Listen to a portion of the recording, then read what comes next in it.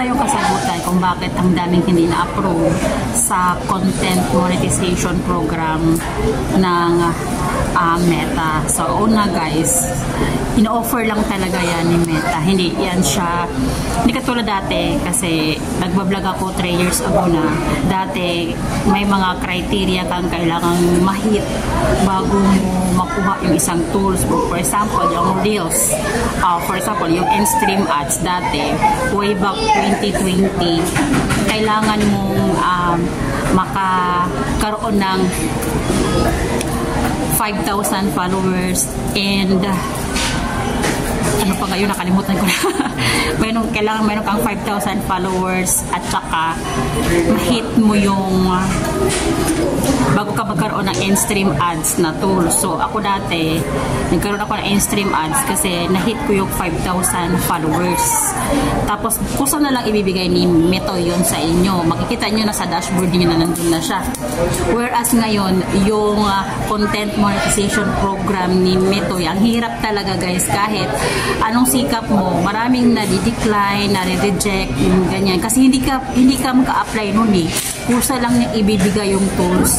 So yung iba nag-try sila mag-apply, magbigay, mag-submit ng claims, ganyan, pero rejected kasi nga alam nyo, wala, di ko alam din kung paano ang AI gumalaw. Basta kay ang naalalaman ko lang dati, may criteria, yung in-stream ads.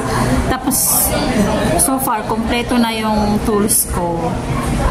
Pinakamaganda kasi guys, yung stories sa Facebook, laking kitaan dyan. Yung kung alam nyo lang, kung consistent kayo mag-upload sa stories, mas malaki yung kita sa stories kaysa sa mga reels.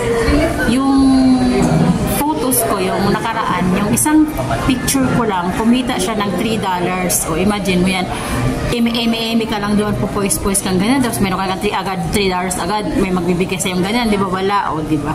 So, sabi nila, nakakapagod daw mag-vlog. Mas nakakapagod yung mag-i-scroll ka, wala ka namang kita, wala ka namang pera, wala, tawad ka pa. Ay, joke lang. Hindi. Kumbaga, bakit ayaw mo ipanos lang din naman, gumagamit ka din ng Facebook kahit hindi ka i-turn off mo yung dashboard mo, gagamit ka pa din ng Facebook. O, diba? So, sa bagay, yung iba din naman gusto nilang privacy, kaya nilalak nila lang ka ng profile. So, karapatan din naman nila yun. So, go. Kung saan kayo masaya, go. Diba? Katulad ng ganito, ang kape, ang init, diba? Ang init guys ng kape. Pero tiniis ko kasi gusto ko uminom ng mga mainit. Tapos ganito pa, i-share ko yung sikreto. Ito yung sikretong malupit sa Meta World. Char, akala mo talaga ano yung sikreto eh. Hindi, ganito lang yun guys. Ang pinaka tools nyo talaga, yung na main tools nyo talaga dyan is consistency is the key. Alam nyo yun?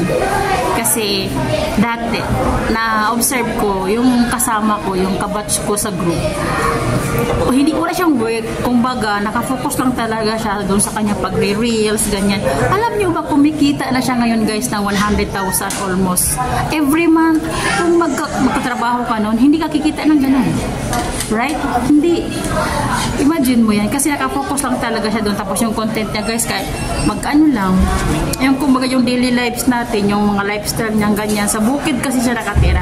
Imagine mo, kita siya ng 100,000 a month sa pag-i-release lang ng ganyan, o kung magkatrabaho ka, hindi ko mo kikitain yun. Oo, totoo yan. Hindi mo kikitain yun. Kasi, alam ko.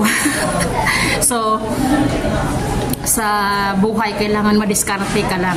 Kung mukha kang pera, kailangan madiskarte ka rin, maghanap ng pera. Eh, mukhang pera ka eh, no?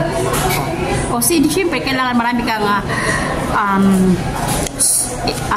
source of stream income. Hindi yung one source of income ka lang, wala. You are one way step from poverty. Isang step ka lang galing sa kahirapan. So, walang mangyayari sa buhay mo. Kailangan maging makakitista ka, ganyan. Ganyan yun. Ha? So, katulad ko ngayon, di ba? Uminom ako ng kape, ang init. So, titiisin ko to. Kasi ang lamig. Ang lakas ng ulan guys sa labas. may date ako ngayon. Kinancel ko kasi wala, malakas ang ulan. Hindi tayo mag-enjoy nun. Charot. Hindi, ganito yun guys. Alam nyo kasi, seryoso usapan talaga to ha. Kasi ako, makishare-share din ako ng mga tips ko. Kasi matagal-tagal na rin ako nagbo-vlog. So, sharing is caring. No? Kumikita ako sa Facebook, sa TikTok, sa sa Instagram, sa YouTube. Pero pinaghirapan ko yun. 5 taon ko yun binuno guys. Akala nyo ba? Isang iglapan lang yun. Grabing doon, pagtitiis ko doon. Puyatan ko yun. Siyempre, di ka sikat. Sino manunood sa'yo? Iba na arawi ka ba? Di ba? Hindi. Siyempre, magtitiis ka doon, di ba? Sumasali-sali ka sa mga grupo, ganyan, para makilala kang ganyan. So, yun yung mga sikreto doon, guys. Kailangan mo lang talaga tiyaga. Sa bagay, sa buhay, kailangan mo talaga matyaga ka. Kumuka kang pera, kailangan matyaga ka. Okay? Kasi, walang pera na hinuhulog ka sa langit, tapos pupurutin mong pa ganyan. Wala. Diba? Real talk. Pero sa totoo lang guys, sa totoo lang talaga, marami talagang na gusto mag-vlog pero hindi talaga sila makakuha ng tools. Isa ma-approve, ganyan. Iba na kasi yung AI ngayon eh. Na-observe ko talaga yan. Dati ang bilis-bilis ka lang makakuha ng views. Ngayon, mga recycled na videos, hindi na kumikita. Yan, magkaka-violation ka pa. Dati pwede mag-recycle ng mga videos. Ang ginagawa ko nga dati, recycle na ako ng videos. Pero, alam nyo, kumikita ko rin. Pero ngayon hindi na. Lalo na si YouTube. Ang matindi. Grabe yung AI ni YouTube.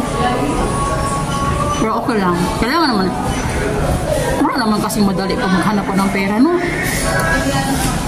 Wala naman kasing ganun. Kailangan mo talagang paghirapan yung mga bagay-bagay. Katulad ngayon. Pumunta lang talaga ako rito para makapag-vlog ako para meron akong magandang location. O, diba?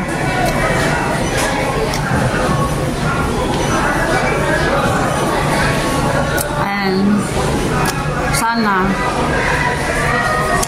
dadami pa tayo mga vloggeries. Na vloggeries. Dadami pa tayo mga vloggeries. O, diba?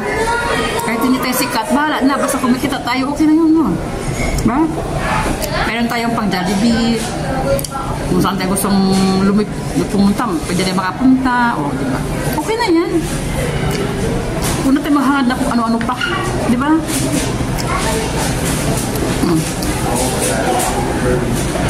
So, kain pala tayo, guys. Nakalimutan ko mag-ano sa inyo. Kain pala tayo.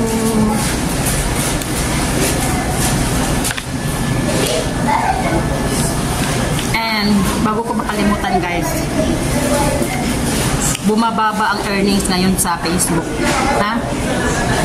Sa mga nagbablog dyan, alam niyo, bumababa talaga ng ilang percent yung kita sa Facebook. Hindi ko alam kung bakit. Dahil siguro marami na tayong vloggeries. Mga aspiring vloggeries. O, diba? Dumadami na tayo. Kaya binabawasan yung earnings natin. Bumababa yung revenue. Sino nakakapansin noon? Pues, itaas ang paa.